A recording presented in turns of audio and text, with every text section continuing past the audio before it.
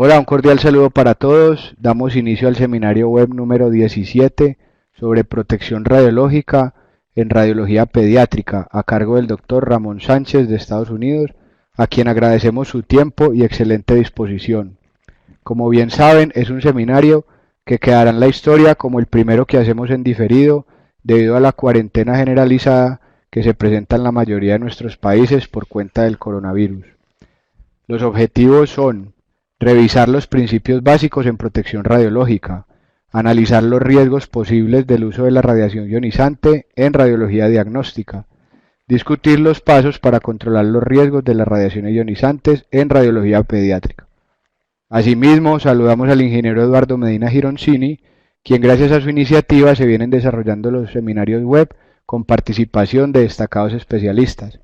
Eduardo es especialista en protección radiológica, con más de 30 años de experiencia, presidente de la Red Latinoamericana de Protección Radiológica en Medicina, secretario general de la Federación de Radioprotección de América Latina y el Caribe, presidente de la Red Latinoamericana para la Educación y Capacitación en Tecnología Nuclear LANEN, miembro fundador y exdirectivo de la Sociedad Peruana de Radioprotección. Hola Eduardo. Hola, los seminarios web son organizados por la Red Latinoamericana de Protección Radiológica en Medicina, Red LAPRAM, la cual fue creada en diciembre del año 2017 y está integrada por especialistas de la región con el objetivo de fortalecer la protección radiológica en las aplicaciones médicas de las radiaciones ionizantes, y para lo cual brindan su experiencia, dedicación y tiempo para desarrollar diversas actividades, destacando la difusión de información técnica, la capacitación, la conformación de diversos grupos de trabajo para tratar temas de interés común y la realización de simposios internacionales y eventos técnicos sobre protección radiológica en medicina en diversas ciudades latinoamericanas. En la organización de esta actividad se cuenta con el auspicio de la Red Latinoamericana para la Educación y la Capacitación en Tecnología Nuclear, LANEN, creada en diciembre del año 2010 en la ciudad de Lima como una red de instituciones vinculadas con la capacitación, el entrenamiento y la divulgación de la ciencia y la tecnología nuclear en todos sus aspectos. Hoy cuenta con 78 miembros plenos y colaboradores, entre los cuales hay varias organizaciones de protección radiológica. Cabe mencionar que los seminarios web son posibles gracias al apoyo que nos brinda la empresa Cibert de Medellín, Colombia, miembro del ANE y de la red LAPRAM. Y en especial queremos agradecer a nuestro amigo Pablo Giraldo, fundador de la empresa. Él es ingeniero biomédico, magíster en protección radiológica en la Universidad Politécnica de Valencia, España, e impulsor y organizador del diplomado virtual sobre protección radiológica que se realiza periódicamente. Agradecemos a nuestro amigo Ramón por su colaboración y predisposición para exponer este importante tema. Y a todos los que nos van a ver en este seminario web por seguirnos todos los seminarios y darles a conocer de que todos están en la red LAPRAM, que es en el canal de YouTube. Ahora dejo incluso la palabra a Ramón para conducirte, a Pablo para conducir este seminario web. Muchas gracias. Bueno, gracias Eduardo. A continuación presento a nuestro expositor. Ya van a ver su gran trayectoria. El doctor Ramón Sánchez es licenciado en Medicina y Cirugía por la Universidad de Valladolid, España, en el año 1993. Realiza especialidad de radiodiagnóstico entre el 95 y el 98 en el Hospital Príncipe de Asturias, afiliado a la Universidad de Alcalá de Henares, en Madrid, España. Se forma como radiólogo pediátrico con el doctor Javier Lucaya en el Hospital Vall d'Hebron de Barcelona entre los años 99 y 2000. En el año 2001 regresa a Madrid, donde ejerce como radiólogo pediátrico en el Hospital Clínico San Carlos. En el año 2006 se traslada a los Estados Unidos, donde trabaja en la Universidad de Michigan hasta junio del 2019. Desde esta fecha trabaja en el Hospital Nacional de Niños, Children's National Medical Center, en Washington, D. C., afiliado a la Universidad George Washington. Miembro de la Sociedad Española de Radiología, Sociedad de Radiología Pediátrica, de la Sociedad Radiológica de Norteamérica y ha colaborado con la Organización Panamericana de la Salud, la Comisión Internacional de Protección Radiológica, la Agencia Internacional de Energía Atómica. Autor de más de 30 artículos en revistas internacionales. Así que, doctor Ramón, nos alegra mucho poder tenerte como expositor en este seminario web. Puedes dar inicio a tu presentación. Pues muchísimas gracias, Eduardo Medina, y a Pablo Giraldo por esta invitación y por la presentación tan buena que han hecho del curso y espero que en alguna otra opción, en alguna otra oportunidad tenga opción de colaborar de nuevo con ustedes. Bueno, como ya me han presentado tanto Eduardo como Pablo, soy médico radiólogo dedicado a la radiología infantil desde hace aproximadamente 20 años. Y como les han comentado, pues estoy trabajando en el Hospital Infantil de la ciudad de Washington, en la capital de los Estados Unidos. Em, el- Voy a pasar de diapositiva. No tengo ningún conflicto de interés y como dice un radiólogo amigo argentino que se llama el doctor Lipich, dice que tampoco tiene él dice, ni interés en tener conflictos. El único disclaimer que tengo es que, perdonen si, bueno, mis conocimientos en protección radiológica y en radiofísica son, bueno, pues porque me gusta mucho la protección radiológica, me gusta mucho, eh, sobre todo, eh, eh, el control de calidad, control de imagen, pero recuerden que no soy ni físico ni especialista en radioprotección. Y esta charla, que como ven la tengo en inglés, es una charla que en general tengo enfocada a pediatras, radiólogos residentes y luego pues también compañeros radiólogos, ¿de acuerdo? De acuerdo, Ramón, no hay ningún problema. Antes, muchas gracias Bueno, nuevamente. los objetivos de esta charla, como bien han apuntado anteriormente, es sobre todo aprender sobre los potenciales riesgos que se derivan del uso de las radiaciones ionizantes. Estar familiarizados con las dosis de medida que se utilizan para medir estas radiaciones y para mí lo que es más importante desde mi punto de vista de radiólogo, de clínico, es bueno, darles una serie de consejos de aquellos métodos que disponemos para controlar los riesgos. Y dentro de un poco hablaré un poco de qué riesgos nos, nos hacemos cargo. ¿Por qué es un tema, digamos, importante? Bueno, es de todos conocido que el número de estudios de imagen que utilizan radiaciones ionizantes está aumentado de forma casi exponencial. Esto es una cosa que empezó ya en los años 70 y sigue, digamos, su auge. En los últimos años ya saben que han sido asombrosos gracias a la introducción de nuevas tecnologías en el diagnóstico por imagen y también al uso terapéutico especializado y por tanto también de los procedimientos guiados por radioscopia, que han hecho posible que ahora se realicen procedimientos que hace unos años pues eran imaginables. Una cosa que tenemos que tener en cuenta es que yo soy radiólogo pediatra y voy a hablar un poco de la importancia, digamos, de los niños y del uso de radiaciones ionizantes en niños. Recuerden que todo el mundo sabe o debería saber que los pacientes pediátricos deben ser tratados de una manera diferente a sus homólogos adultos y hay varias razones de peso. Una de las razones de peso es que son los niños a una igual dosis de exposición tienen un mayor riesgo a desarrollar los efectos nocivos de las radiaciones. Y por otro lado, los niños tienen mayor sensibilidad a las radiaciones y en general tienen una esperanza de vida mayor, por lo que existe más tiempo para que estos efectos nocivos de la radiación se manifiesten.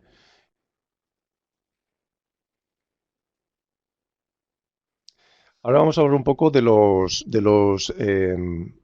orígenes de la radiación. La mayoría de las radiaciones a las que estamos sometidos vienen del medio ambiente, generalmente del radón, de los rayos cósmicos, de comida que ingerimos y digamos, de la Tierra. Pero hay que tener en cuenta que muchos de estos orígenes no son naturales, sino que son radiaciones que están producidas por el hombre. Y de entre ellas tenemos que descartar las originadas por la imagen médica, las plantas nucleares y el origen ocupacional. Y luego existen en una menor medida las que se originan del consumo. Si a ustedes les preguntase cuál es la forma, digamos, de radiación ionizante que provoca más radiaciones y les diese estas opciones, las plantas nucleares, la radiación ocupacional, la originada del consumo o la imagen médica, pues tengan en cuenta que la imagen médica es la que en principio genera más radiaciones ionizantes. Y aquí les muestro dos cuadros que lo que explican es, describen, digamos, los orígenes de radiación de la población americana y lo comparan en los años 80 y comparado con los años, a mediados de los años 2000, en el año 2006. Y mientras en los años 80 más del 75%, el 83% de la radiación venía del medio ambiente, y muy poco porcentaje de la radiación venía de la radiación originada por procedimientos médicos. Si ven en este gráfico, esto ha cambiado de forma significativa. En los años 2006, y no sé si hay estadísticas o estudios más recientes, ya teníamos que casi la mitad de la radiación a la que estábamos expuestos en Estados Unidos, casi la mitad viene de estudios de imágenes médicos, y luego comparamos con el 15% que correspondían solo 25 años después. En términos globales, la exposición a radiaciones por estudios de imagen médica se ha incrementado en más de un 600%. Y el origen más frecuente ha sido, o de donde viene generalmente, es de la tomografía computada y de la medicina nuclear. Esto es unos gráficos que están obtenidos, digamos, del Consejo Nacional de Protección Radiológica y de Medidas de Radiación.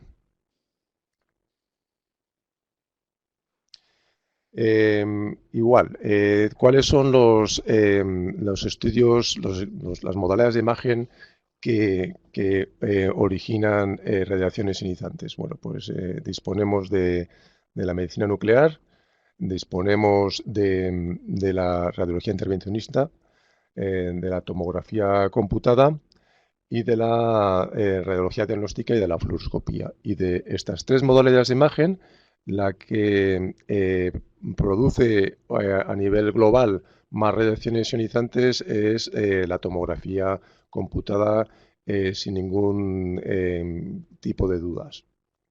Se estima que hasta un 10% o en los Estados Unidos de todas las tomografías computadas que se hacen se realizan en edad pediátrica. Y recuerden que la dosis absorbida en los tejidos y órganos es relativamente alta. Y bueno, todo un poco varía en función de los parámetros que utilizamos, y eso hablaremos un poco de la optimización, porque puede variar desde 2 hasta 30 miligrays en los órganos expuestos. Hablaremos un poco más de medidas y de cuánta dosis se origina de media por cada estudio de imagen. Este es un artículo que mucha gente lo ha puesto de referencia, de hecho tiene casi 5.000 citas. Este es un artículo escrito por el doctor David Brenner, que es un profesor de biofísica en la Universidad de Columbia, en Nueva York, que escribió en el año 2007, creo. Y fue un poco lo que empezó la revolución en temas de protección radiológica, al menos en los Estados Unidos. Desde mi punto de vista, en muchos países europeos yo creo que eran más conscientes de los riesgos de la radiación y tenían, digamos, como más conocimiento, o por lo menos eran más sensibles. Pero en Estados Unidos esta preocupación por la protección radiológica creo que se ha puesto de manifiesto un poco más tarde que en otros países.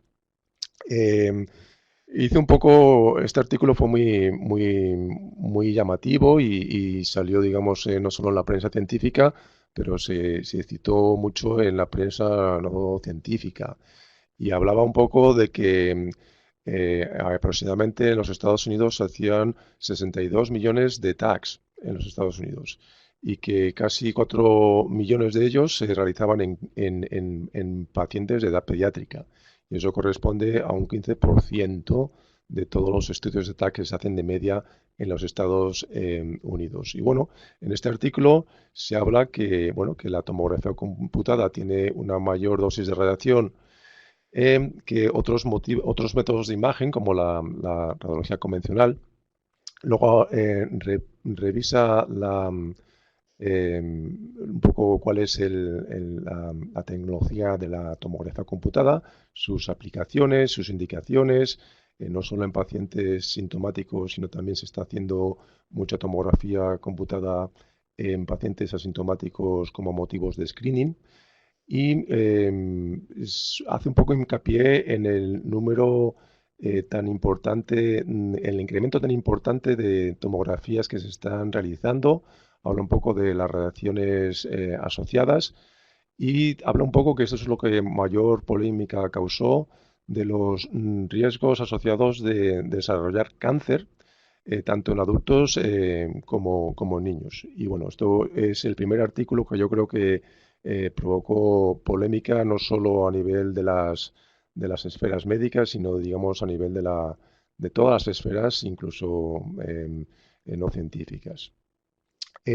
Como este artículo ha habido cientos, yo les voy a mostrar algunos artículos que me han parecido relevantes. En este artículo, publicado en Radiology, que es básicamente la revista más prestigiosa en el campo de la radiología diagnóstica, en el año 2011, hace, digamos, un análisis de las tendencias a nivel de los Estados Unidos en el uso de tomografía computada y habla un poco de los factores asociados en pacientes pediátricos. En este caso, habla sobre la utilización de tomografía computada en pacientes pediátricos entre los años 1995 y el año 2008 en visitas a la sala de urgencias. Y bueno, hace, digamos, hincapié en el incremento tan significativo que ha habido en el uso de la tomografía computada en pacientes pediátricos en los servicios de urgencias. Eh, por ejemplo, en este tiempo que transcurre desde el año 95 al año 2008, pues se vio un incremento casi de 5, multiplicado por 5 del número de CTs que se realizan en estos centros de urgencias únicamente. Eh, y dice que el incremento anual es aproximadamente de un 13,2% respecto al año anterior. Y luego el número de visitas en la urgencia que se asociaron a la realización de una tomografía computada en pacientes pediátricos también incrementó en este periodo de tiempo casi por un factor de 5.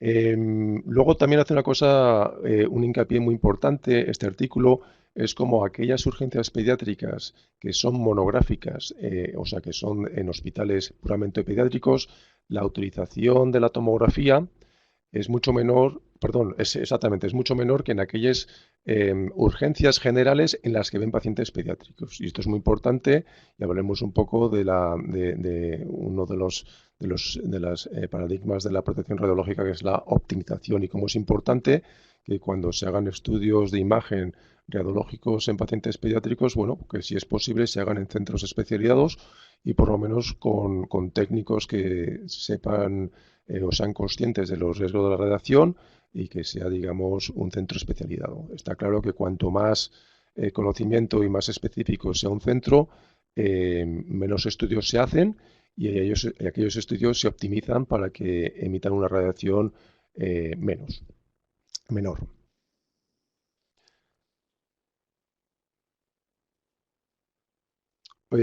Otro artículo, y este sí que es ya más reciente, este es el año 2000, 20 y hace un poco hincapié en el uso de la tomografía en pacientes pediátricos en traumatismos menores, tanto a nivel craneal, torácico como abdominal.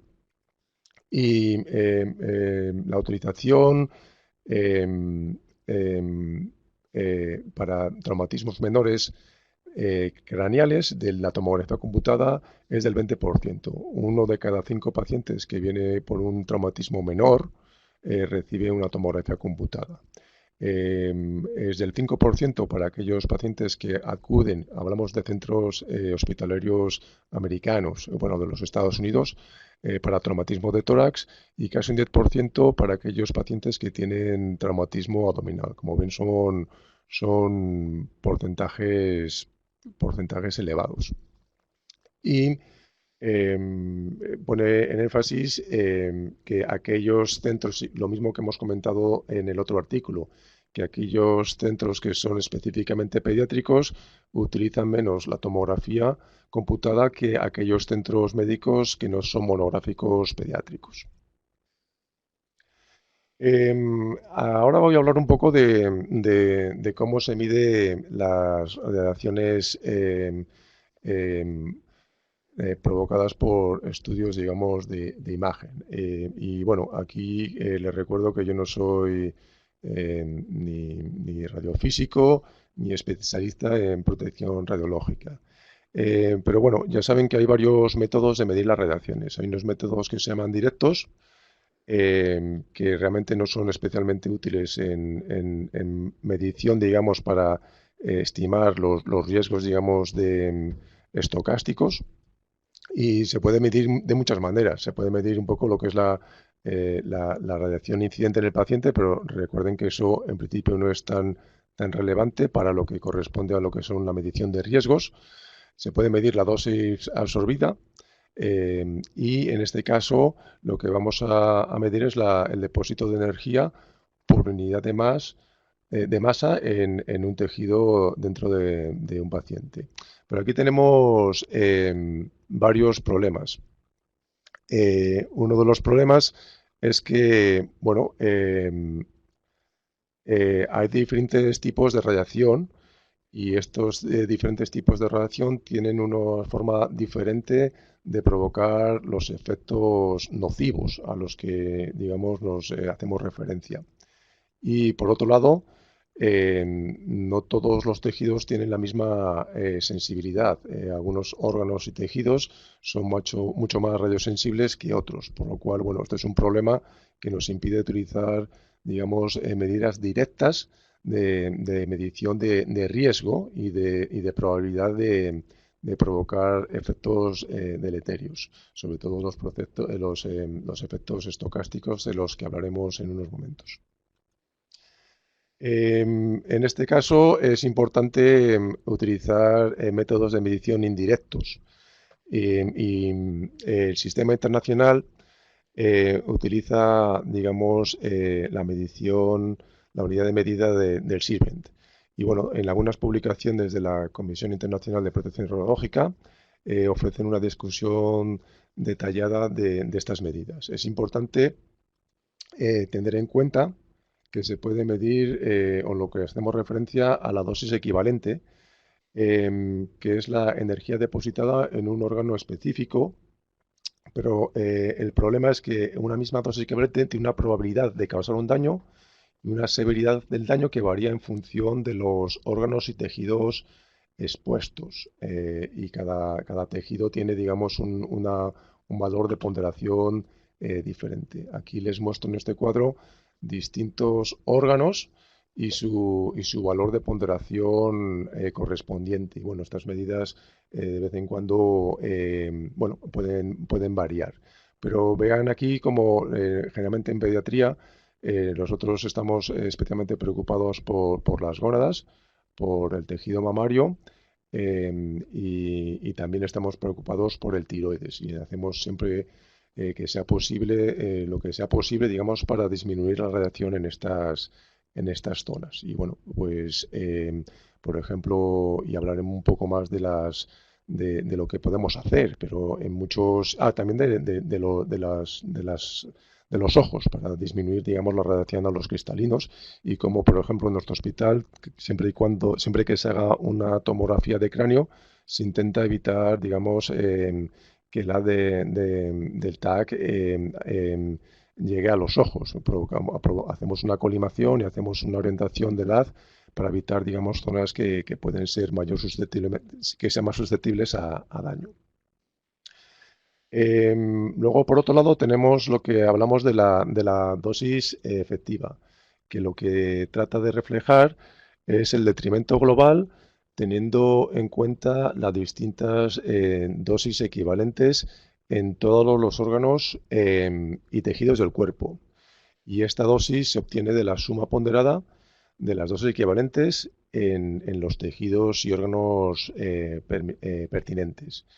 Y bueno, hay algo que debemos decir, que esta dosis efectiva, y bueno, esto es controvertido, se tiene que utilizar de forma orientativa y no para establecer niveles de riesgo en exposiciones de forma retrospectiva o a individuos particulares o incluso para hacer evaluaciones epidemiológicas.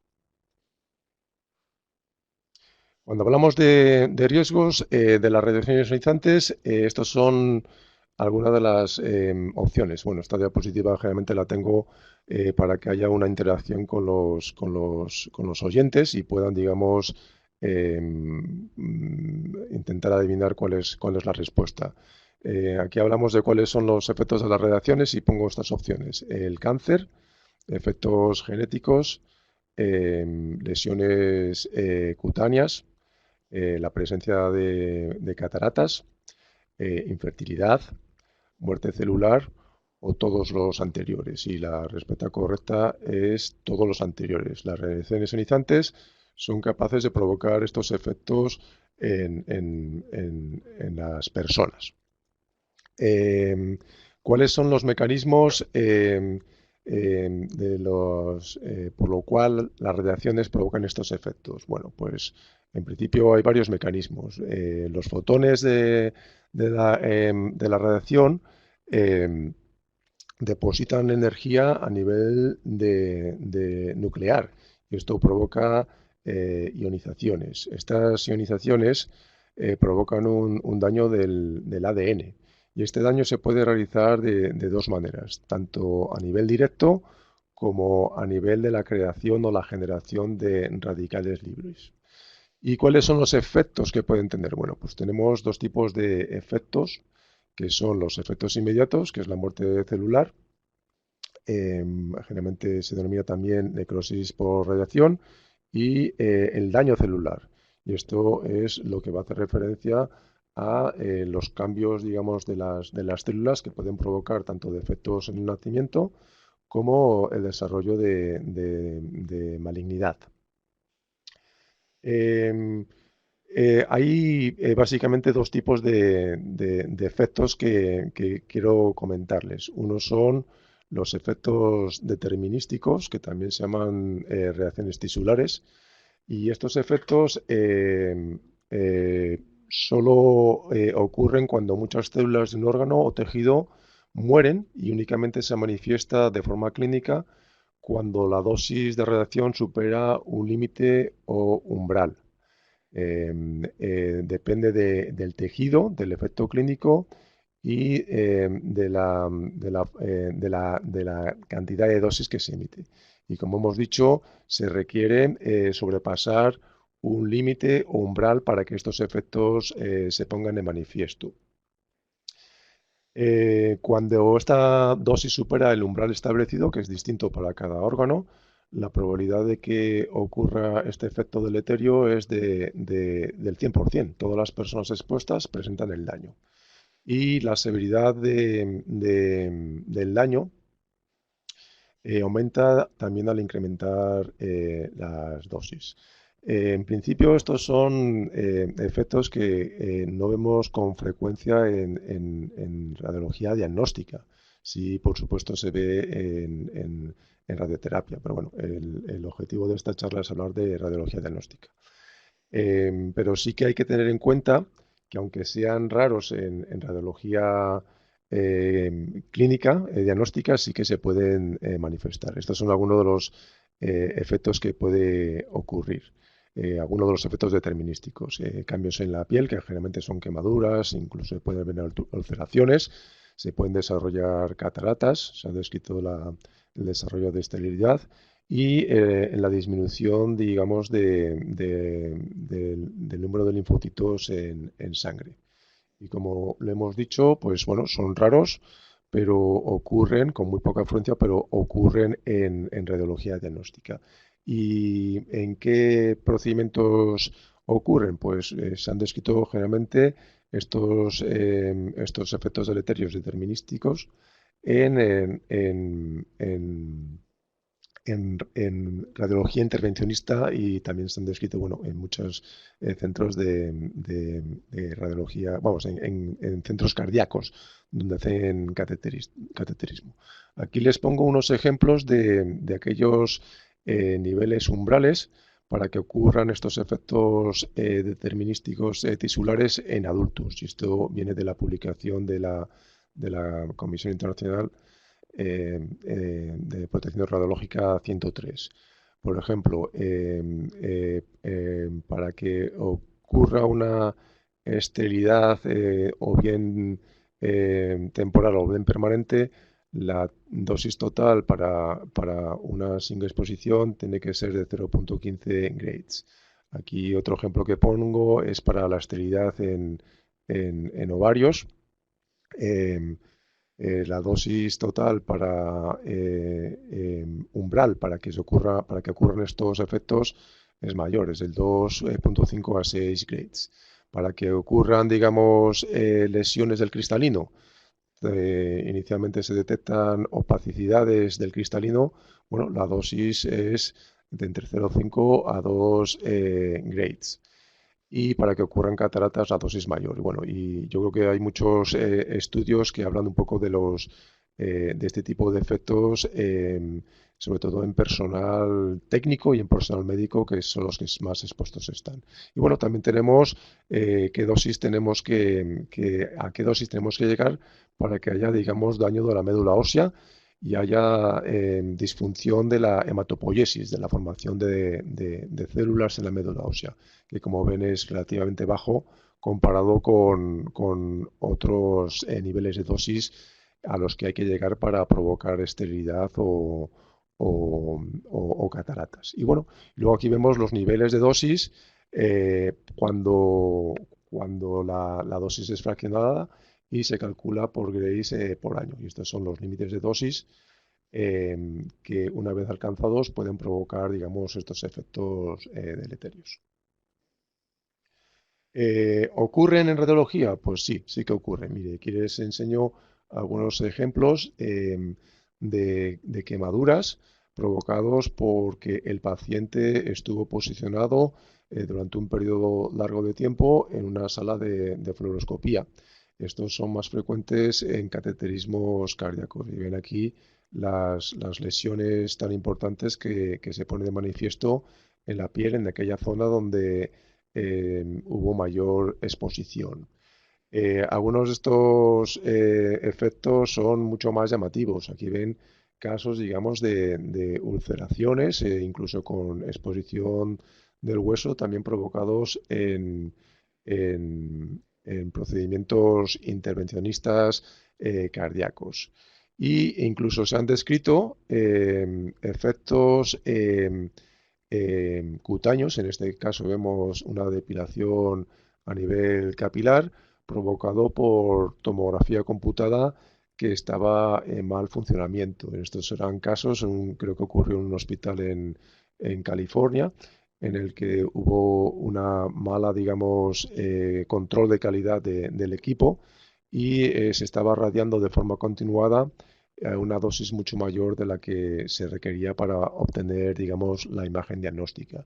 Y estos eran casos en el que se hizo tomografía computada de perfusión, que es una técnica relativamente moderna que permite cuantificar y evaluar de forma cualitativa la perfusión cerebral, generando mapas de flujo cerebral volumen vascular y de tránsito celular. O sea que ocurren de forma frecuente, pero también se han visto descritos en tomografía computada los efectos determinísticos. Y ahora lo que vamos a hablar es un poco de los efectos estocásticos. Existe evidencia, y esto es basado generalmente en estudios, experimentos de biología celular y biología molecular, que el daño por radiación del ADN de una única célula puede provocar modificaciones sin que se altere su capacidad de reproducción. Y existe una probabilidad de que este daño ocurra a pesar de las defensas del organismo y que se origine una transformación maligna. Esto es lo que hablamos de los efectos somáticos.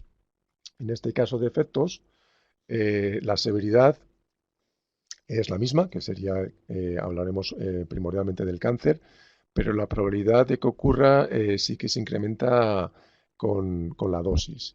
El problema es que estos efectos, que son bastante, digamos, nocivos, no tienen una dosis mínima a partir de la cual no ocurran. En principio, ya hablaremos un poco del razonamiento más tarde, pero no existe, digamos, una mínima dosis a partir de la cual estos efectos no vayan a ocurrir.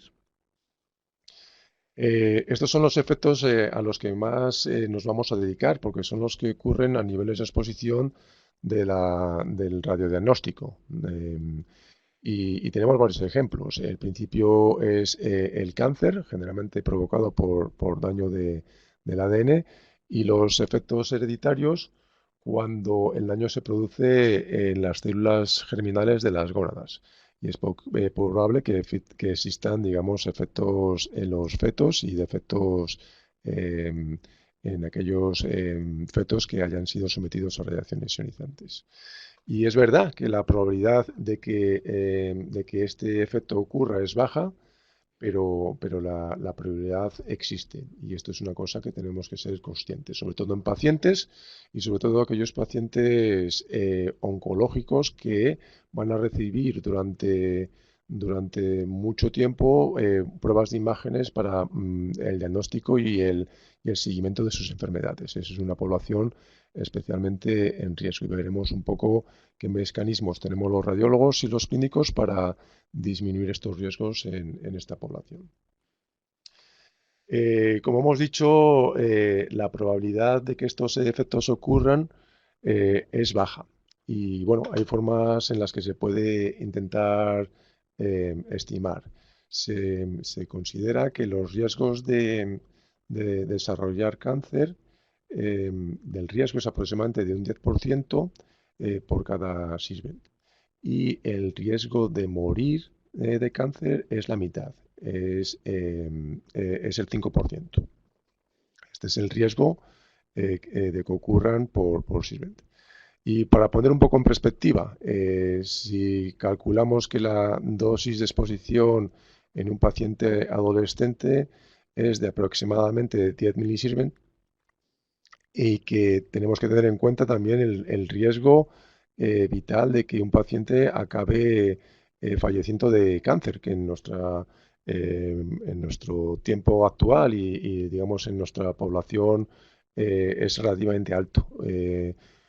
Más o menos 1 de cada 4 o 1 de cada 5 personas va a desarrollar cáncer a lo largo de su vida. Por eso hay que poner las cosas en perspectiva, porque tenemos que asumir que el riesgo de desarrollar cáncer por ser humano y por vivir en este mundo ya de por sí es mucho más alto.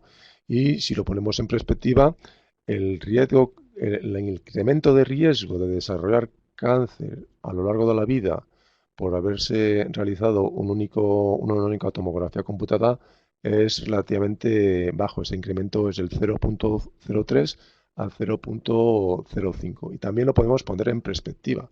Y yo que soy conductor habitual de motocicletas, pues me llamó la atención que es equivalente al riesgo de morir o de tener un accidente de coche cuando se conducen 7.500 millas, o en el caso mío, que esto lo hago básicamente cada 6 meses, de conducir una moto durante 1.000 millas. ¿De acuerdo? Con lo cual es importante, y esto es una cosa que nos ayuda muchas veces a nosotros los radiólogos, a los clínicos, cuando los padres o los cuidadores de los pacientes nos preguntan sobre los riesgos de las radiaciones. Esto es una cosa que por lo menos los radiólogos tenemos que ser conscientes, y hablaremos un poco de las herramientas que tenemos para hablar este tema que es muy delicado con los pacientes y con sus padres. Eh, Otra cosa, digamos, importante, que es cómo se calcula el riesgo, la probabilidad de que ocurra cáncer secundario al uso de radiaciones ionizantes en estudios de imagen médica. Bueno, pues lo que tener en cuenta es que en principio se asume el modelo lineal sin umbral de radiación, que estima que la mortalidad por cáncer asociada a exposiciones radiológicas en la población general fluctúa entre una fracción de 1 a varios tantos por ciento de mortalidad global por cáncer. Y asume que este daño es proporcional a la dosis a todos los niveles de dosis, sin que exista, digamos, una dosis mínima a partir de la cual no hay riesgo.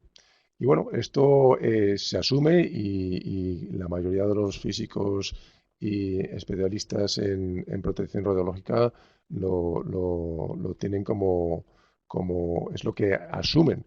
Pero hay que tener en cuenta que si bien existen muchos estudios de los efectos deleterios a nivel, digamos, de radiaciones altas, aquellas que ocurren en radioterapia, bueno, pues hacer experimentos a nivel celular con dosis, digamos, pequeñas, las que se utilizan en medicina, en diagnóstica, pues son difíciles de realizar. Por lo cual, bueno, es algo todavía un poco difícil de calcular con certeza cuál es este riesgo. Luego hay que tener en cuenta que este riesgo no tiene una distribución uniforme en una población.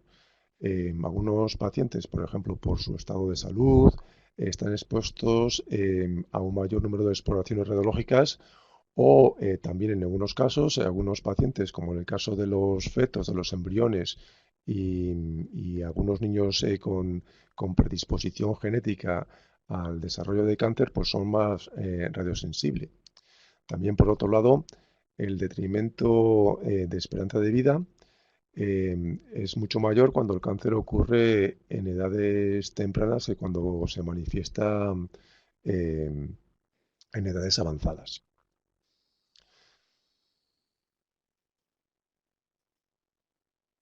Eh,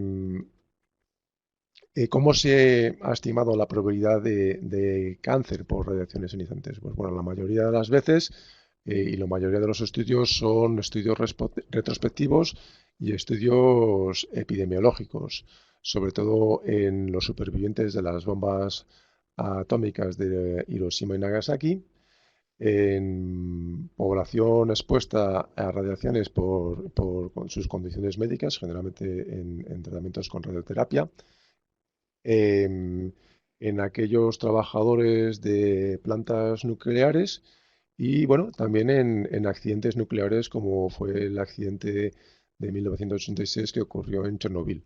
Y bueno, aquí se hicieron muchos datos, se sacó mucha información útil epidemiológica de los riesgos de desarrollar cáncer. El problema es que muchas veces los riesgos que se calculan en radiología diagnóstica vienen, digamos, de este tipo de estudios, que son editos epidemiológicos y que, bueno, son difícilmente extrapolables en algunas maneras. Pero bueno, muchas veces nosotros como, como médicos, radiólogos, y que tenemos trato con los pacientes y con los padres, a veces nos preguntan cuánta radiación se ha usado en el procedimiento que acaba de usted de realizar a mi hijo, por ejemplo, en una cistografía. Y bueno, pues tenemos que tener al menos unas tablas, unas dosis de referencia para poderles explicar. Y siempre nos gusta hacerlo, siempre ponerlo en perspectiva de, digamos, de la dosis de exposición del medio ambiente, que ya de por sí es alta. Y aquí les pongo algunos ejemplos. Por ejemplo, tenemos que tener en cuenta que en Estados Unidos la exposición a radiaciones ionizantes por el medio ambiente que tenemos, digamos, por vivir donde vivimos, es de alrededor de 3 milisievert por año. Y bueno, la dosis que se estima por la radiación de una radiografía de tórax es bajísima comparado con la dosis natural que tenemos en el medio ambiente, es de 0,01 milisieverts. Luego hay, por supuesto, exploraciones que tienen mayor radiación. El tránsito intestinal depende un poco en función de cómo se realiza, pero la dosis puede llegar a ser de hasta 6,5 milisieverts. Y las cistografías miccionales, pues bueno, hasta del 3,2 milisieverts en algunos estudios. Y por supuesto, de todas las exploraciones diagnósticas, la que más radiación es la tomografía computada y sobre todo la tomografía computada en el abdomen. Luego también hay otras exploraciones que son menos frecuentes, como los PETs, que la tomografía por emisión de positrones, que todavía tienen mayor, digamos, dosis que estos otros tipos de estudios. Muchas veces otra manera que tenemos los clínicos cuando hablamos con los padres que están muy sensibilizados es estimar la radiación en función de los procedimientos que hemos realizado en función con días de exposición. Por ejemplo, si estimamos que la dosis de radiación natural es de aproximadamente 3 milisieverts por año en Estados Unidos, y que viajar en avión, un viaje intercontinental, es de aproximadamente 0,04, pues bueno, la dosis añadida por ese estudio, por ejemplo, en una placa de tórax, es de aproximadamente un día, con lo cual si lo ponemos en perspectiva, pues no es mucho. Pero bueno, cuando vamos a otros estudios, como estudios validados de tránsitos intestinales, pues ya la dosis sí que aumenta cuando se pone en perspectiva con la dosis, digamos, de radiación por el medio ambiente, que llega casi a los 8 meses de radiación.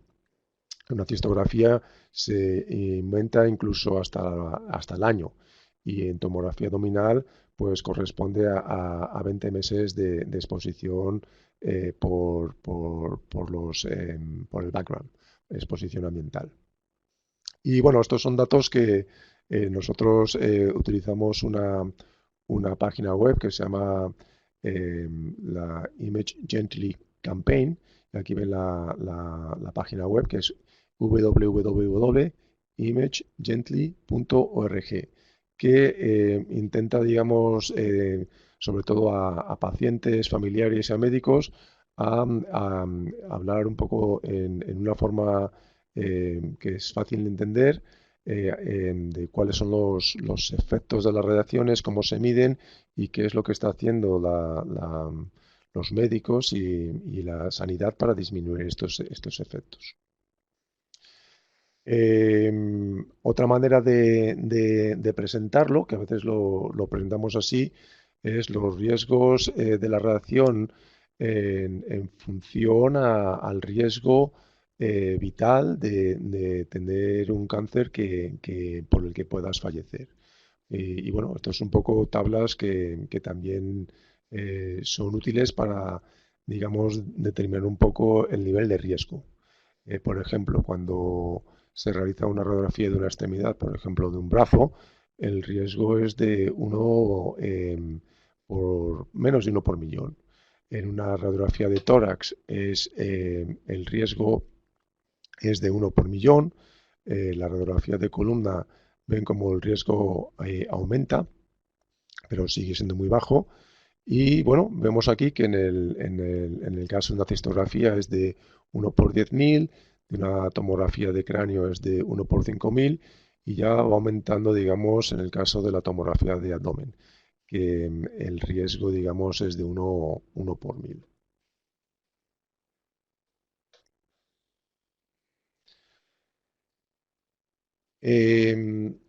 Los efectos hereditarios, bueno, la verdad es que eh, nos preocupa sobre todo cuando hacemos exploraciones radiológicas a, a pacientes que están embarazadas. Y nosotros en nuestro centro y en la mayoría de los centros de Estados Unidos, siempre y cuando se tenga que realizar una exploración radiológica a una paciente que esté embarazada o que pueda estar embarazada, pues tienen que firmar un consentimiento informado, digamos, en el que se asume, digamos, el riesgo y se explica, digamos, los riesgos. Ese es el nivel al que se ha llegado, digamos, en los Estados Unidos. Y estos efectos son los que se observan en aquellos pacientes en el que uno o ambos de los padres han sido irradiados antes de la concepción. También la verdad es que cuando se hacen estimaciones de estos riesgos, la verdad es que estos riesgos se conocen mucho a través de estudios en animales, pero los estudios que se han hecho de aquellos descendientes de supervivientes de Hiroshima y Nagasaki, la verdad es que no hubo un incremento significativo de anormalidades en aquellos hijos de estos supervivientes. Em, Esto es para mí la parte más importante de la plática, que es qué podemos hacer nosotros radiólogos y el cuerpo técnico para disminuir los riesgos. Y para ello, digamos, lo más primordial es seguir los principios de protección radiológica que nos van a ayudar a prevenir las reacciones tisulares o los efectos determinísticos y limitar la probabilidad de los efectos estocásticos, que es básicamente la aparición de cáncer. Eh, ¿Cuáles son los principios básicos de protección radiológica? Y esto es para mí la parte más importante. El primero o el primero que voy a describir es la justificación. En este caso, la justificación es un principio fundamental de las exposiciones médicas. Hay varias publicaciones de la Comisión Internacional de Protección Radiológica que hablan de los distintos tipos de niveles de justificación. Y uno de estos es la justificación de las exposiciones individuales, que es un principio especialmente relevante en caso de exposiciones que conllevan alta dosis de radiación, como ocurre en procedimientos diagnósticos complejos e intervencionistas. Es importante que cualquier estudio de imagen que se realice esté, digamos, indicado. En ese sentido, tenemos que tener en cuenta que tanto el médico que pide la prueba como el radiólogo que la va a realizar tome una decisión a realizar esa prueba. Y lo primero que tenemos que tener en cuenta es si este estudio está indicado clínicamente. Y por otro lado, si los beneficios de esta prueba son mayores que los riesgos que conlleva esta prueba. Y esto para mí es el principio básico de justificación, que es que el procedimiento esté indicado y que conociendo los riesgos que tiene, los beneficios sean mayores que los riesgos. Cuando hablamos de una exploración indicada, es una exploración y se tiene que hacer este ejercicio en cada exploración que se haga.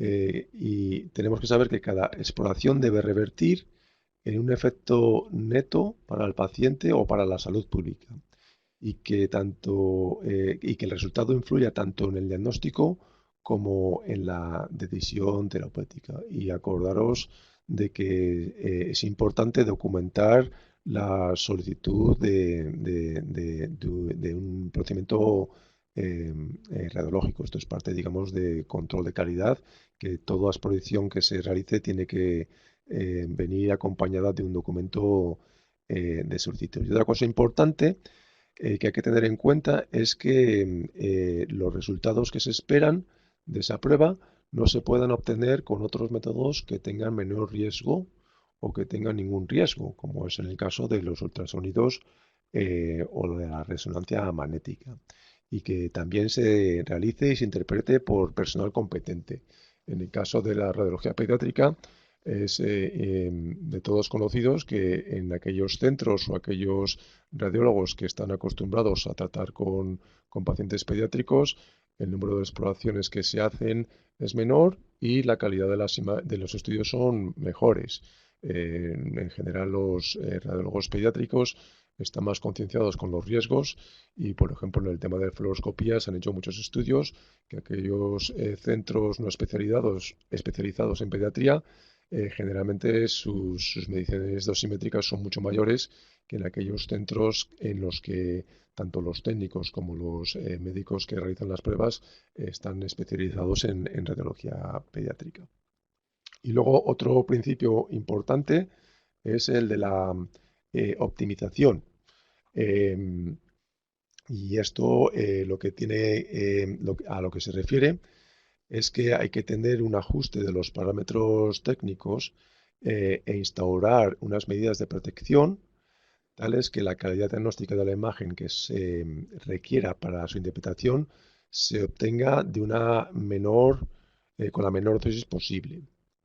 Y es importante eh, hacer hincapié en que la optimización en protección radiológica no consiste per se en minimizar la dosis, sino lograr un equilibrio entre los riesgos y los beneficios. Porque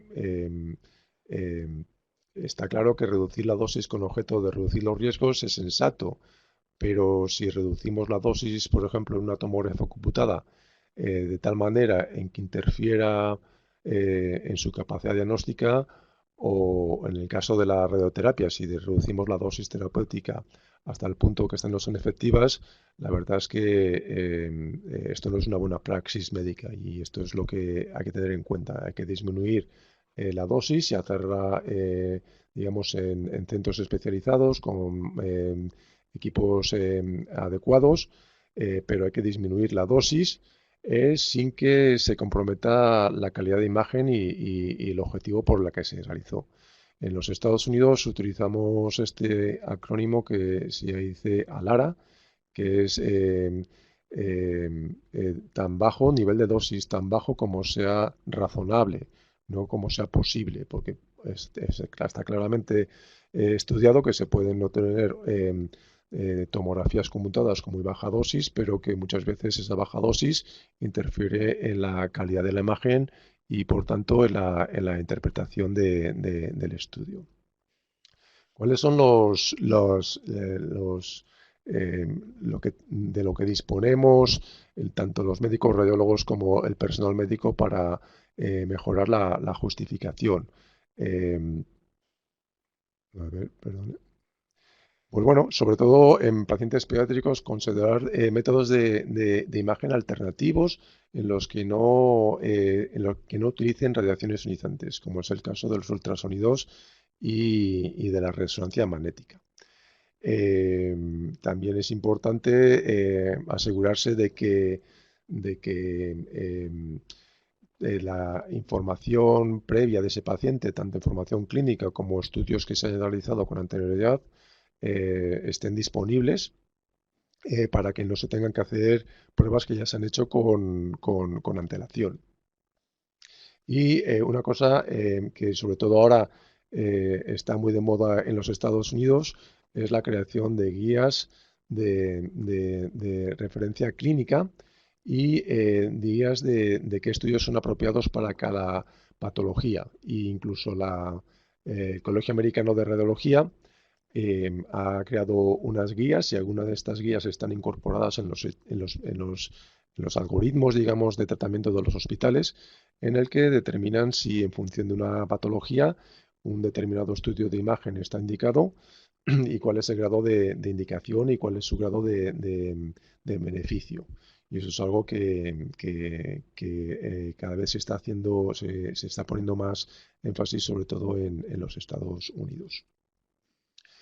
Hay muchísimas estudios bueno, sobre todo en los Estados Unidos, que se realizan de forma innecesaria. Y hay varias razones. En los Estados Unidos, pedir una tomografía es demasiado fácil. Es básicamente hacer un clic en el ratón de un ordenador y cualquier médico puede pedir, digamos, una tomografía. O sea, es fácil y es rápido. Es únicamente un clic. Y muchos centros de los Estados Unidos, pues bueno, no se estudian estas peticiones de forma muy rigurosa. Otras veces, la razón por las que se realizan más exámenes de los necesarios es porque muchas veces en los Estados Unidos hay mucha gente que quiere tener información de su enfermedad de forma inmediata. Y hoy por hoy, o por lo menos en nuestro centro, se realiza cualquier tipo de estudio y en menos de 30 minutos el resultado está disponible. Con lo cual, bueno, hay gente, médicos y pacientes que quieren realizarse las pruebas porque quieren la inmediatez de los resultados. Otra de las razones cada vez más preocupantes en Estados Unidos es que los médicos, tanto los radiólogos como los no radiólogos, tienen mucho miedo a los litigios legales por causas de mala praxis. Hay muchísimas médicos compañeros que han tenido, digamos, litigios o porque no se pidió una prueba específica y que le echan en cara al médico que la razón por la que falleció su hijo o su padre fue porque no se realizó una, una prueba de imagen. Y bueno, eso hace que muchas veces los médicos tengan, digamos, unos criterios a la hora de determinar la necesidad, tengan bueno, se haga un poco de forma ligera, porque tiene mucho miedo a que haya abogados o familiares que puedan, digamos, meterles en un problema legal. Luego, bueno, la gente en los Estados Unidos, sobre todo, que es donde más he trabajado en los últimos años, quiere, digamos, resultados y quiere pruebas de imágenes de alta tecnología. Ya no quieren una radiografía de tórax, ya quieren una tomografía computada porque hay una sospecha de neumonía. Pues bueno, hay una presión por parte, digamos, de la población para que se utilicen técnicas de imagen que en otros sitios son como no son de uso rutinario. Y luego una cosa preocupante es el incentivo económico. Existe presión en muchos hospitales para que se hagan pruebas porque, bueno, es una de las maneras que tienen tanto los servicios de radiología como de los hospitales para generar dinero. Luego una cosa curiosa y que se ha puesto de manifiesto en estas semanas, desde que tenemos la epidemia del coronavirus, hemos recibido la orden de la administración del hospital de hacer aquellos estudios de imagen que sean estrictamente necesarios. Y se lo crean o no, hemos disminuido la autorización de nuestro departamento en un 75%. ¿De acuerdo? Es un dato llamativo. Solo en esta crisis de que los pacientes con pocos síntomas o que no están muy graves no acudan a los hospitales, o aquellos pacientes que, que no se considere que la prueba no sea 100% justificada, urgente o imprescindible, pues no se haga. Y solo con eso, en nuestro centro hemos disminuido nuestra actividad en un 50%. Esto no solo son pruebas, digamos, de tomografía, de fluoroscopía, también existen muchos pacientes que no han acudido o los han hecho en resonancia magnética y en ultrasonidos, pero probablemente en tomografía y en fluoroscopía nuestra actividad han disminuido un 75%. Y no creo que esto haya perjudicado o no creo que a la larga perjudique en la calidad de vida de estos pacientes que no se han hecho estas pruebas. Em, em, ¿Cuáles son las preguntas que nos debemos hacer para evitar estudios de imágenes innecesarios? Pues una de las cosas que nos tenemos que preguntar es si esa prueba ya se ha realizado. Muchas veces, por ejemplo, nosotros somos un hospital de referencia y nos remiten pacientes de otros hospitales y muchas veces estos pacientes tienen pruebas realizadas en otros centros. Nosotros siempre somos responsables, estamos obligados a revisar esas pruebas y no realizarla de nuevo. En otros centros, muchas veces por motivos de litigio y por incentivos económicos, obligan a que todas las pruebas se repitan de nuevo, cosa que yo creo que no esté justificado. Otra pregunta que nos tenemos que hacer es si realmente esa prueba la necesitamos. Y sobre todo, tenemos que tener en cuenta en aquellas pruebas cuyos resultados no vayan a afectar al manejo del paciente. O bien porque ya sabemos que el resultado va a ser positivo, por ejemplo, en pacientes que vienen con sospecha de fiebre, tos y dificultad respiratoria, la probabilidad de que tenga una neumonía es alta y muchas veces aquellos pacientes no van a requerir una realización de una radiografía. Por lo cual es importante tener en cuenta eso. Si el resultado que nos va a aportar esta investigación nos va a cambiar el manejo. Muchas veces lo que tenemos que preguntar es que si esta prueba la necesitamos ahora mismo, porque muchas veces investigamos y hacemos con mucha frecuencia controles evolutivos o porque realizamos, digamos, las pruebas antes de que el paciente haya pasado un tiempo recomendable de tiempo para saber si esos síntomas han desaparecido o no. En nuestro hospital o en otros hospitales también, muchas veces se realizan tomografías computadas en pacientes con dolor de abdominal nada más llegar a la urgencia y el paciente a lo mejor presenta 30 minutos de dolor. Muchas veces, bueno, con una buena exploración física se puede determinar si ese abdomen es un abdomen quirúrgico o no.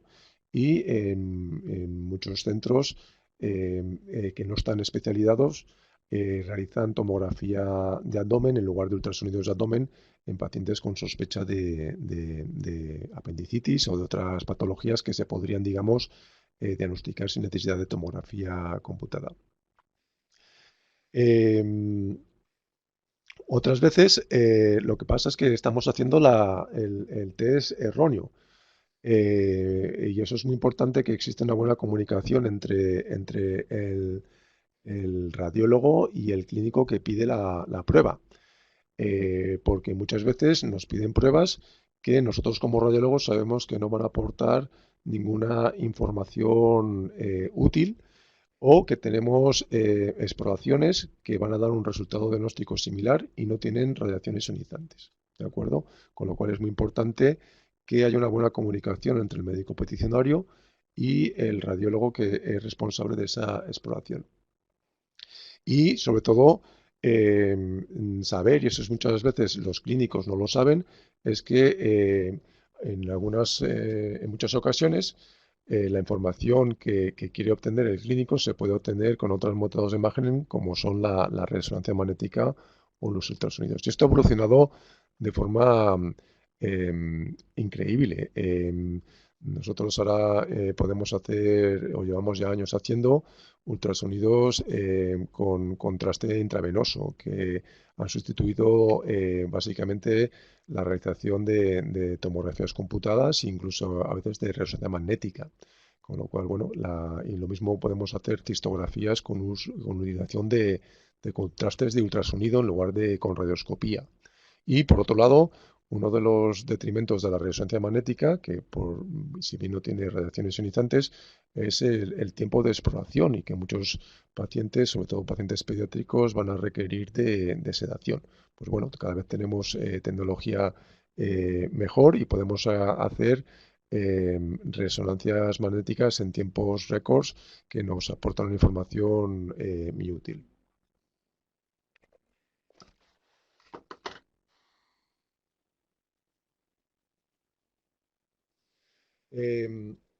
Otra cosa de la que tenemos que hablar es de la optimización. Y en esto hablaré un poco sobre la guía de la Comisión Internacional de Protección Radiológica 121, porque hace mucho hincapié en los métodos que tenemos para optimizar los estudios de imagen. Es importante que todo el personal que esté involucrado en la exposición médica tenga un entrenamiento y una educación específica. Es importante que los equipos estén acreditados y que cumplan los estándares internacionales. Y luego es muy importante que el estudio se haga específicamente para el tamaño del paciente. Y esto vemos muchas veces muchos ejemplos de tomografía computada en el que, digamos, se utiliza un field of view que no es el adecuado, un grosor de corte, y esto va en detrimento, digamos, en la dosis de radiación. Luego es importante que hagamos la imagen, sobre todo en tomografía computada, de la zona de interés, la zona clínica de interés. Y vamos a poner ejemplos como esto se puede hacer de forma rutinario. Y sobre todo la tomografía, pues bueno, evitar la realización de múltiples fases. En algunos centros, para una tomografía de abdomen, siguen haciendo 3 fases. Una fase previa a la administración de contraste, una después de la administración de contraste de forma inmediata y una de forma tardía. Pues bueno, que sepan que eso no es lo que se debe hacer y hay que optimizar los estudios para la patología que queremos, digamos, diagnosticar. Aquí ponemos, por ejemplo, ejemplos en los que solo disminuyendo, digamos, el miliamperaje, veremos que podemos detectar la patología a lo que queremos, digamos, por lo que se hizo el estudio. En este caso, no sé si son capaces de verlo en la flechita verde. Esta tomografía computada tiene mucho ruido, tiene mucho grano, pero somos capaces de ver la razón por la que se hizo esta tomografía, que es la presencia de un cálculo renal. Y vean cómo mejora mucho la calidad de imagen. Hay mucho menos grano en esta tomografía y mucho menos grano. La imagen es mucho más nítida en esta tomografía, pero vean cómo la dosis, digamos, en las imágenes más nítidas ha aumentado de forma significativa. Con lo cual, en función de los estudios y sobre todo en pacientes pediátricos, tenemos que optimizar la dosis y la técnica radiológica para lo que queramos estudiar. En el caso, digamos, de la tomografía también podemos ver como en algunos centros se siguen realizando tomografías de abdomen de múltiples fases. Múltiple fase precontraste, tras la administración de contraste y administración tardía. Y, por ejemplo, para esta patología, que era la presencia de una lesión vascular, bueno, o bien se puede hacer una única fase o se pueden hacer otros estudios de imágenes si son disponibles. Muchas veces con una ecografía se puede digamos, a diagnosticar esta lesión y en ocasiones, bueno, a veces se requiere resonancia magnética que puede requerir más tiempo y es algo más cara, pero va a evitar, digamos, la realización de tomografías computadas. Otros ejemplos son, por ejemplo, la restricción del campo de estudio. Por ejemplo, en aquellos pacientes a los que se le hace tomografía de pulmón para detectar embolismo pulmonar, que es una indicación muy frecuente en hospitales adultos y relativamente frecuente en hospitales pediátricos, solo disminuyendo el campo de adquisición a la zona de interés, que son, digamos, los pulmones, podemos reducir la dosis de radiación de hasta un 30%. Y ya casi para acabar, les quería les quería presentar, bueno, me imagino que muchos de ustedes ya conocen esta publicación, de la que tuve, digamos, el honor de participar, que es la publicación de la Convención Internacional de Protección Radiológica 121, que habla, digamos, de protección radiológica en radiología diagnóstica y en radiología intervencionista. Bueno, ya saben todos que la ICIPR es una organización independiente, sin ánimo de lucro, que se fundó ya hace casi un siglo, y que ofrece recomendaciones en los principios en la práctica de protección radiológica. Hay que tener en cuenta que este organismo no, bueno, da información y consejo, pero no puede hacer regulaciones a nivel nacional, internacional o local. Aunque, bueno, estas recomendaciones se siguen en muchísimas instituciones, tanto nacionales como internacionales. Y que esta comisión realiza estas guías de forma periódica, no muy frecuente, porque, bueno, lleva tiempo realizar estas guías. Esta guía 121 tenía como objetivo describir los principios que rigen la protección radiológica y de servir de guía a médicos peticionarios de estudios radiológicos y también al personal, tanto técnico como médico, que los realiza. Yo creo que incluso existe ya la traducción al castellano, o creo que está a punto de aparecer. Creo que la Sociedad Argentina de Protección Radiológica estaba con interés o empezó, digamos, a hacer la traducción. No estoy seguro si está finalizada, pero creo que hace unos años ya estaban en ese quehacer. Eh, Comienza este documento con una descripción básica de los conceptos básicos y generales de protección, que son la justificación y de la optimización. Y luego hace un hincapié en las pautas y sugerencias sobre protección radiológica en todas las modalidades de imagen, tanto radiología convencional, radioscopia, radiología computada y intervencionista. Y también hace un hincapié en la necesidad de una justificación rigurosa cuando se solicitan pruebas que supongan exposición a radiaciones ionizantes, así como considerar la radiación de estudios alternativos que no utilicen pruebas ionizantes. Por ejemplo, en el caso de la radiología convencional y de la radioscopia, hace mucho hincapié en el posicionamiento del paciente pediátrico, en la inmovilización. Ya saben que los pacientes pediátricos, por su falta de cooperación y porque no obedecen órdenes, pues es importante, digamos, la inmovilización para disminuir el tiempo de exposición y para la imagen sea de calidad diagnóstica y que no se tenga que realizar por problemas técnicos. Y hace hincapié también y no sé cómo es la situación en América Latina, en que solo el personal técnico será responsable de la inmovilización de los pacientes solo en circunstancias excepcionales y que se tienen que tomar todas las medidas que estén a nuestro alcance para que el personal no se exponga de forma habitual o repetida. Luego hace, por ejemplo, hincapié en que en las salas de radiología, cuando se está realizando un estudio, solo esté el personal imprescindible y que éste disponga de un material de protección. Habla un poco del ajuste del tamaño del campo, de la colimación, del uso de protección gradal y de la optimización de los datos de exposición, tanto del tamaño nominal del foco, de la filtración, del uso de parrillas. Se hace, bueno, pues una revisión muy pormenorizada de estos parámetros. En el tema de la fluoroscopía hace mucho hincapié en el uso de la radioscopia pulsada y en la limitación del tiempo de fluoroscopía.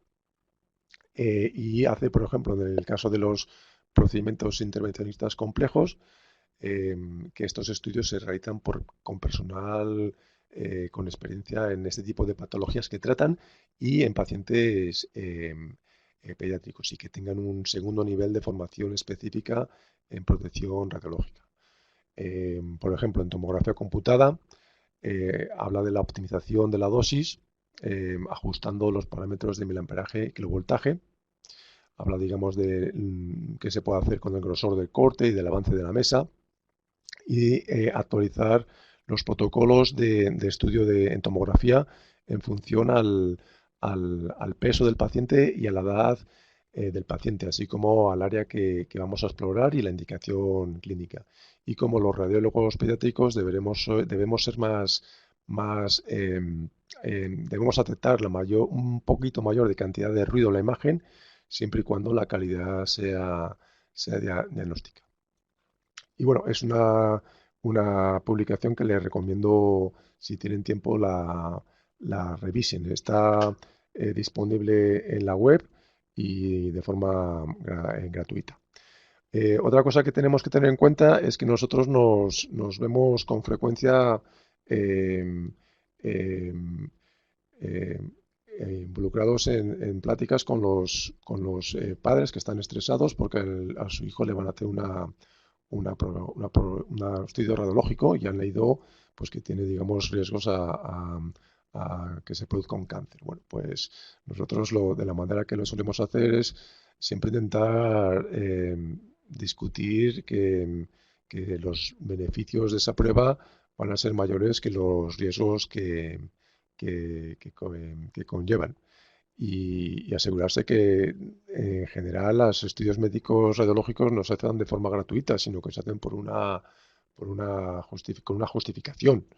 Les explicamos que muchas veces esas pruebas son necesarias para determinar, digamos, la causa del malestar o del dolor de su hijo, que muchas veces el hacer una tomografía puede reducir la necesidad de una intervención quirúrgica, que tiene un riesgo mayor que el de las radiaciones ionizantes y que disminuye muchas veces la realización de estudios de imagen, el tiempo de hospitalización de muchos pacientes, con lo cual los estudios de imagen ayudan.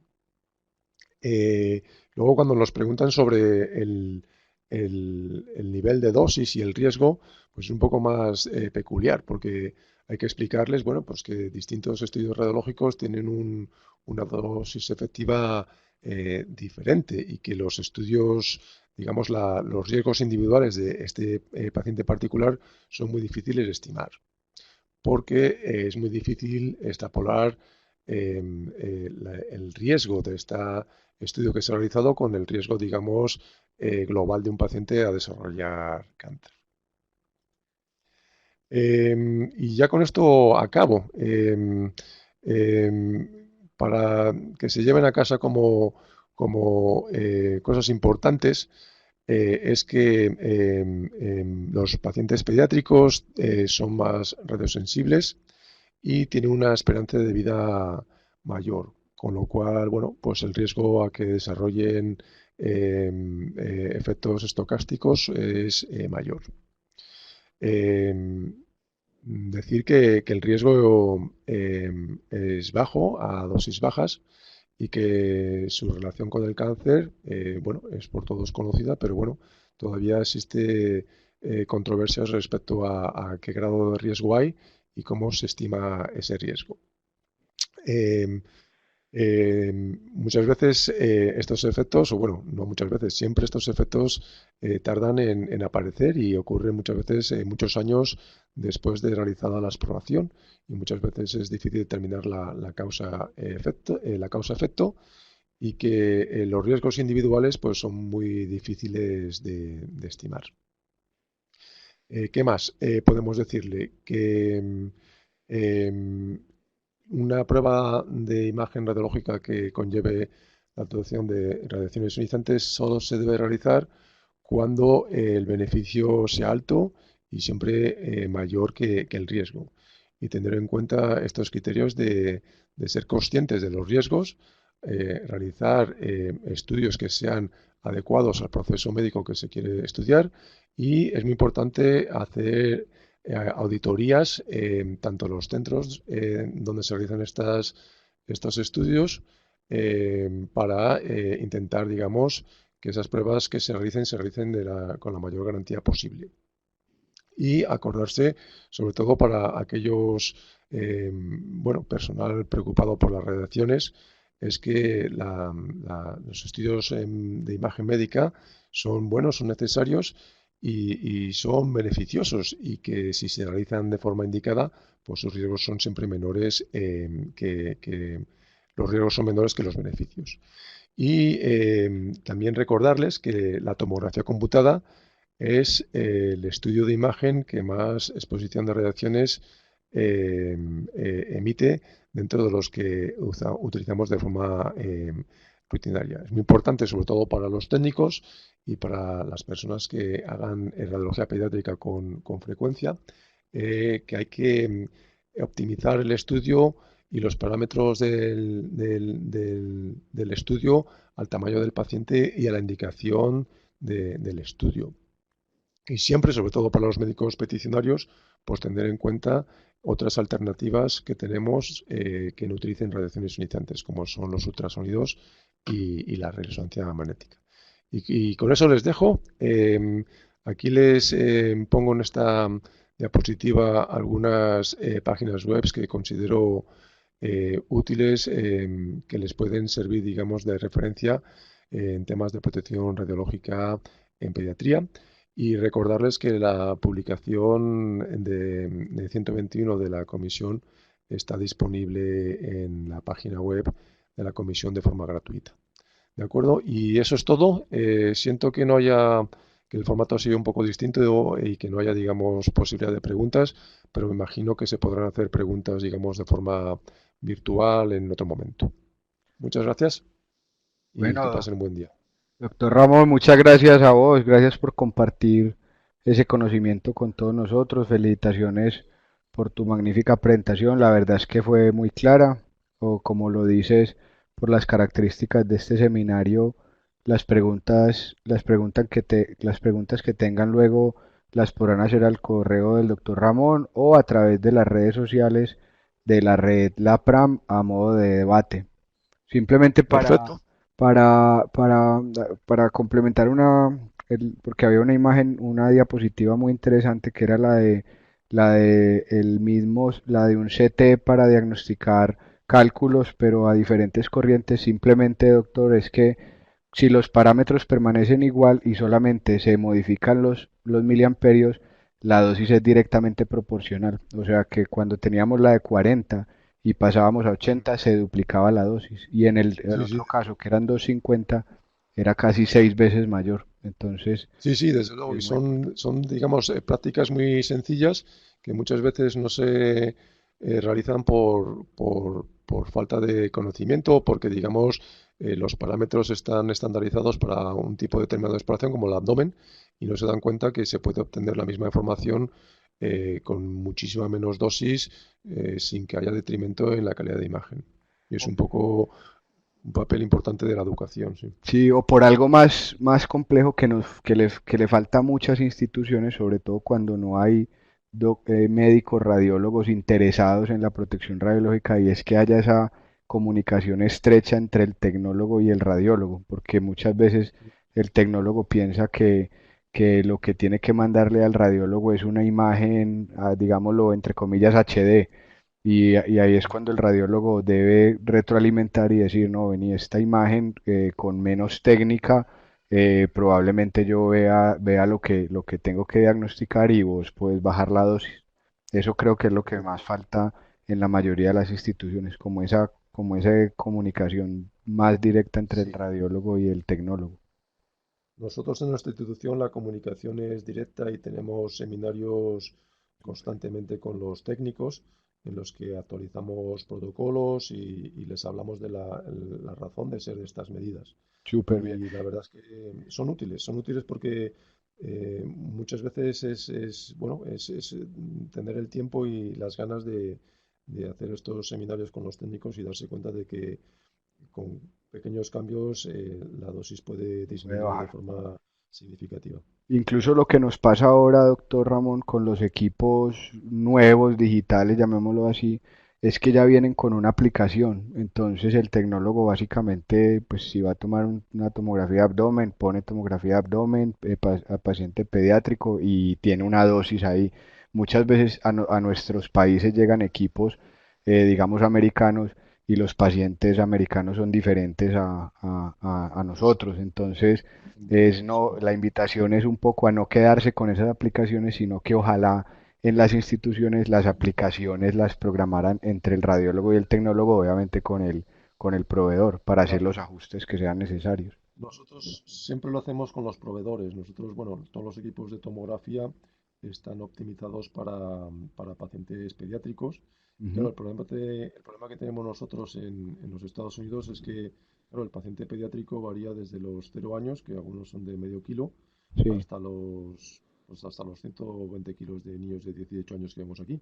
Con lo ay, cual, claro, tú no puedes, tienes que optimizar en función del tamaño, que todos los niños claro. ni siquiera son iguales. Ya no solo los adultos son diferentes a los niños, sino que no puedes hacer un TAC con la misma dosis o no requiere la misma dosis un niño de 600 gramos o digamos de un diámetro de 8 centímetros que un paciente con, bueno, pues con un hábito corporal distinto que lo requiere.